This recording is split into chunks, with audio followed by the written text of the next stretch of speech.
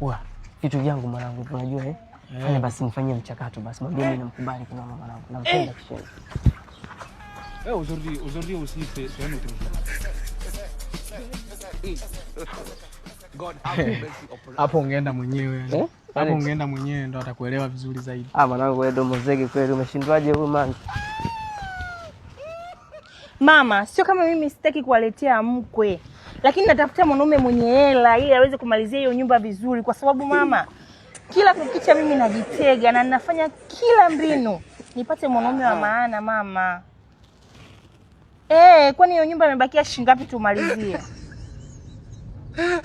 Si ni milioni 6 tu mama. Mimi nakuahidi, yani very soon mwanaume yote nitakayempata, yani nitahakikisha anafanya kila kitu mali hiyo nyumba yetu iishe mama.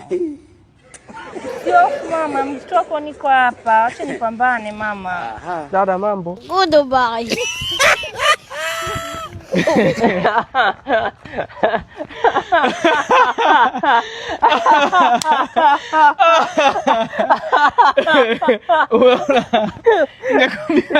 Usingenielewa.